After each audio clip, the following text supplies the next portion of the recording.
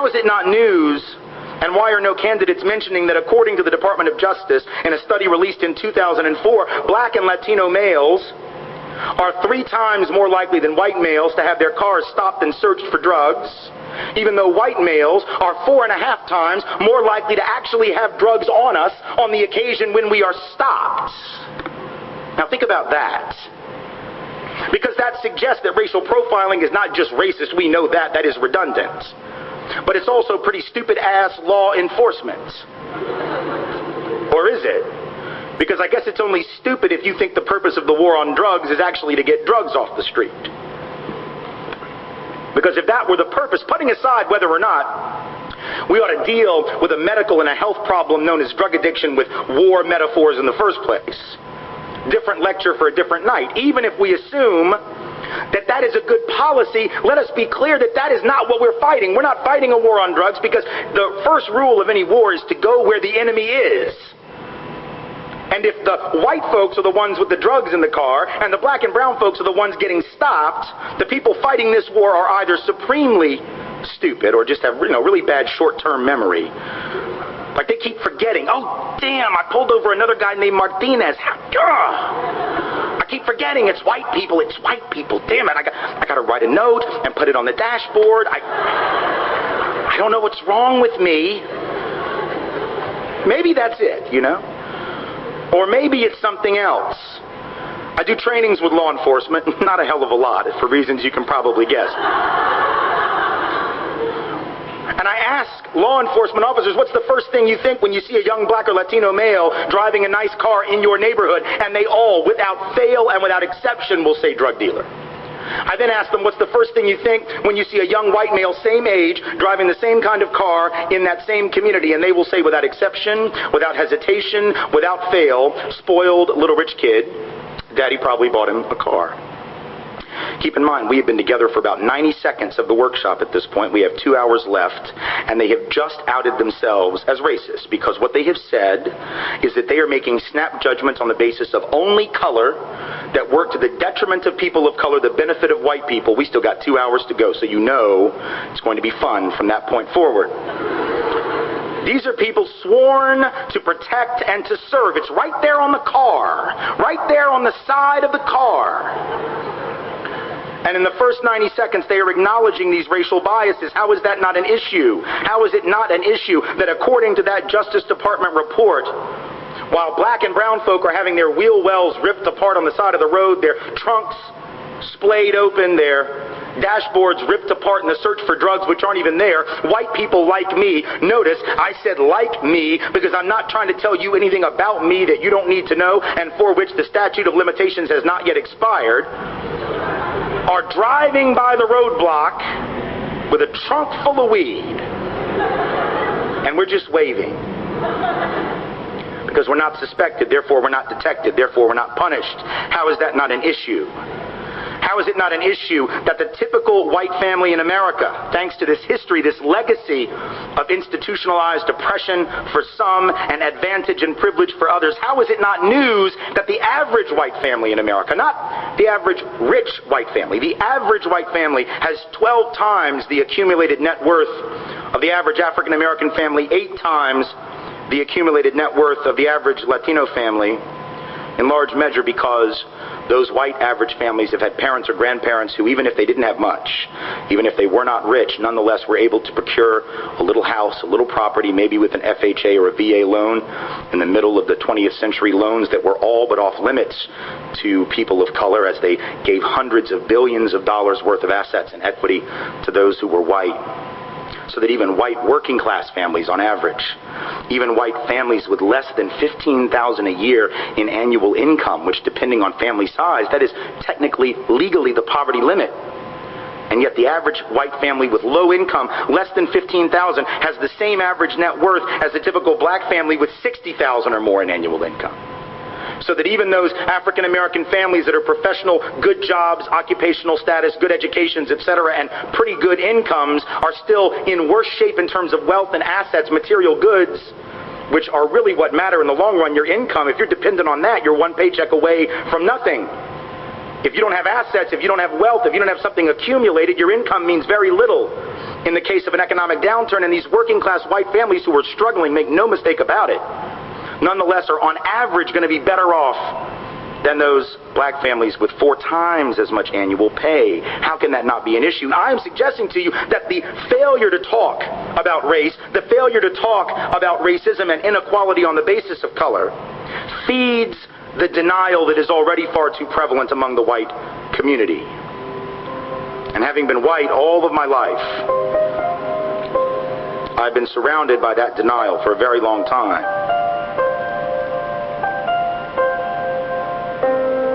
A few years back, white Americans were asked whether or not we believed that racial discrimination was still a significant national problem for people of color, or whether it was just a problem, you know, like junk mail. Wrong phone number, 2 in the morning, you can't get back to sleep, it's raining and you want to go outside for a jog, you know, a problem. But one you'll get over, you know. Whether it wasn't much of a problem, wasn't a problem at all, we just weren't sure. They also asked black and brown folk this question. Folks of color, it won't surprise you, said, yes, it is a significant problem, actually, and not just because I read about it in a sociology textbook. I actually have lived it and would be more than happy to tell you what kind of problem it's been, but these were pollsters, man, they didn't care about that. They just wanted the yes or no, then they were on to the next house. And they asked white folks, is it or is it not a significant national problem, racial discrimination for people of color and against people of color, and only 6%, 6 out of 100 said yes, that it was a significant national problem. Just to give you an idea of how bad that is, I would have you compare it to a survey taken a few years earlier where approximately 12% of white Americans said we believe there was a fairly decent chance that Elvis Presley might still be alive. I don't know how good you are at math. I'm not very good myself, but that's a ratio that I can calculate. What that means is that white Americans are twice as likely to believe that Elvis might still be alive than we are to believe what people of color tell us they experience on a fairly regular basis. That is denial so profound as to boggle the mind, but there it is. And the people who are saying it are not mean-spirited, they're not hard-hearted, they're not bad people. I firmly believe that most people are good people. I could be wrong about this, but I have 2 little girls, ages 6 and 4, and I choose as a parent to believe that most people are good. If you have evidence to the contrary, keep it to yourself. I do not want to know it or hear it this evening. What I do know is that those individuals who said that, as well-meaning as they may have been, that they really didn't see it as a significant problem, aren't new in their denial. See, it's one thing for young people to think that the problem is solved. I almost get that. I almost understand it, because if you're under the age of 25, maybe even under the age of 35, what you know, what we tend to know, younger people, about this history and about this legacy is what we see in that grainy black and white footage every MLK Day, or maybe during Black History Month. If I were to ask you, do you believe that folks of color had equal opportunity and were treated equally in this country in 1963? Or whether or not black children were treated equally in schools and had equal educational opportunity in 1962, I know right now that no one in here would say, well, of course, you know, naturally they did. 1963, that was a damn good year to be black or brown in America. What are you talking about? Everyone, regardless of your position about 2007, would quickly acknowledge how bad it was back in the day, because it's no sweat off your back. 44, 45 years later, it's easy to talk about how bad it was, but now see, here's the trick. What do you think white folks said when those very questions were put to them in 1963 and in 1962? At a time when the apartheid system in this country was very much in full effect. It was before the Civil Rights Act, before the Voting Rights Act, before the Fair Housing Act. In retrospect, we can all look back and say how profoundly unequal it was.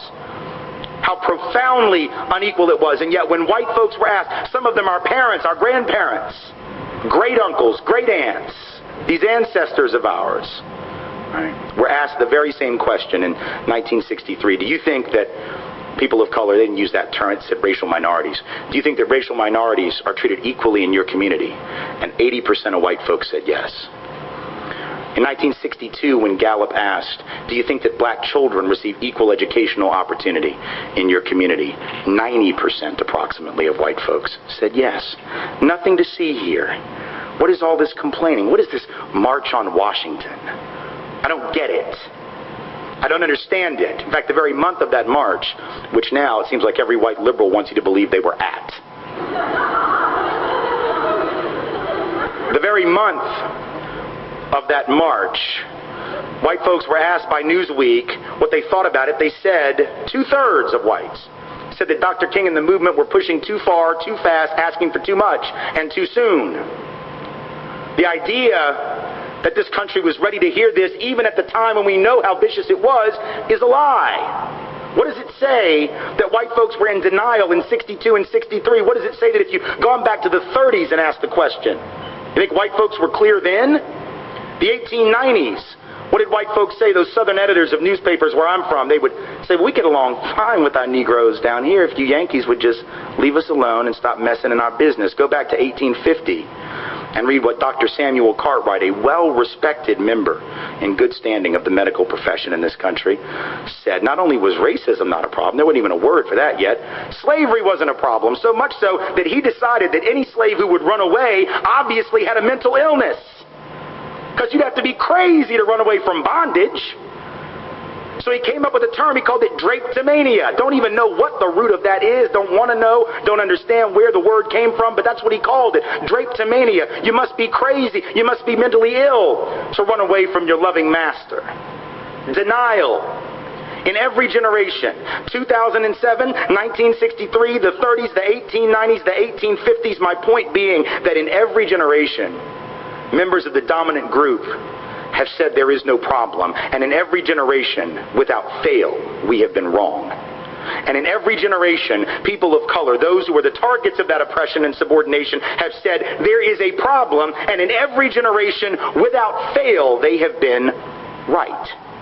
So the question for us today is, what are the odds, honestly, that people of color who have never gotten it wrong have suddenly lost their frickin' minds and have suddenly become unable to see truth and to separate it from fiction? And counter to that, what are the odds that white folks who have never gotten it right yet have suddenly become highly, highly perceptive? The odds are pretty long. And again, it's not because white folks are insensitive or hard-hearted, let alone stupid, but it is that those of us who are white have the luxury of not knowing black and brown truth. We don't know because we don't have to know. We are not tested on it. If I don't know what people of color experience, what happens to me in this country? Virtually nothing. But if people of color don't know my reality, if people of color don't know white reality better than white folks have to know it, if they cannot regurgitate it to us better than we would ever be able to regurgitate it to ourselves, all hell breaks loose. So people of color are going to have to know white history, white literature, white art, white theater, white poetry, white drama. I know we don't call it that. That's sort of the point. When your stuff is the stuff against which everybody else's stuff is compared and found lacking, you don't have to name it. It's just the norm. That's why, for those still confused, we don't have White History Month, because we have several. They go by the tricky names of May and June, July, August, September. Pretty much any month that we have not designated as someone else's month, that's White History Month. But we take it for granted because we don't have to know other folks' reality. That's a privilege. That's an advantage. That's a head start. And it's one we must think about. See, that's the other piece of this, right? It's one thing for white folks to acknowledge racism. Because, you know, white liberals will. God bless. White liberals will acknowledge that racism is real. Oh my goodness, we should do something about that. Yes, we should. It's terrible, that racial profiling, that housing discrimination. My goodness, it's awful. Yes, it is. But just because we acknowledge racism and discrimination doesn't mean that we'll necessarily acknowledge the flip side of that. Doesn't mean that we will acknowledge that for everyone who's targeted by that discrimination, which we're willing to admit exists, there is somebody else not being targeted, guess whom, and that those individuals are elevated by definition and receive an advantage, receive a subsidy, receive a privilege in the process. You see, we like to talk about those who are down as if there is no up. Right? We like to use language that obscures the interrelationship of down and up. Now, down has no meaning without an up. It is a relative term. But we talk about those at the bottom of the hierarchy, not paying attention to the fact that for anyone who's down, someone is above them, and they're above them because they're down. We use this language that makes it impossible. And when I say we, I don't mean like right-wing folk. I'm not even talking about them. I'm talking about nice, liberal, caring service providers. Right? People who just want to help. Right? I just want to help the underprivileged. That's the word we use. I've used it before. I don't use it anymore, except in a speech like this. Right? We just want to help the underprivileged. But what's wrong with that word, folks? At least two things that ought to be pretty obvious to you, right? Number one is it's a passively constructed term, right? It's the passive voice, as my English teacher would say. Underprivileged doesn't imply that anybody did anything to anyone. It's just there's privilege and I will be damned. There you are under it. If we could just figure out how you got down there,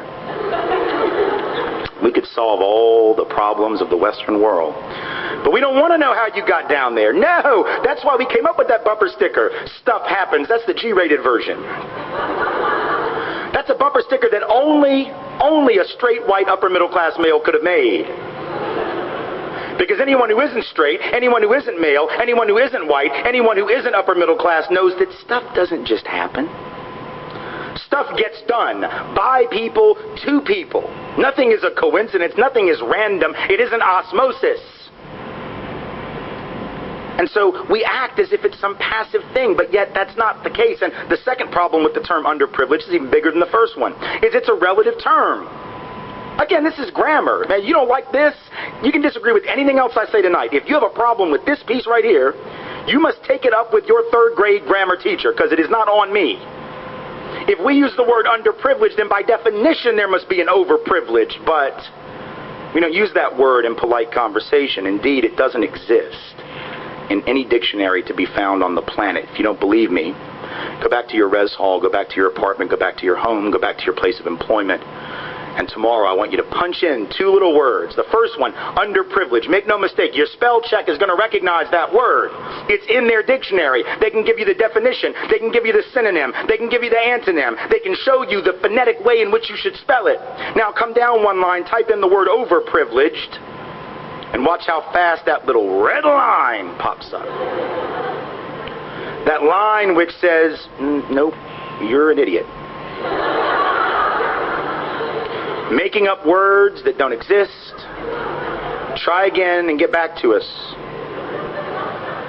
But if there's an underprivileged, there must be an overprivileged. Why don't we talk about it? Because that would require that we acknowledge that if there are 2 to 3 million people being targeted for race-based housing discrimination because they are people of color every year, that is 2 to 3 million more places I can live. If people of color are being targeted and profiled and I'm not, that is an advantage. It may or may not have material consequences. A lot of privilege isn't about material acquisition, so please know this. When I talk about white privilege, I don't even mean money necessarily. For some, it definitely translates to that. For some, it has certainly meant that. But even for those white folks who don't have that money, white privilege is real at the psychological level.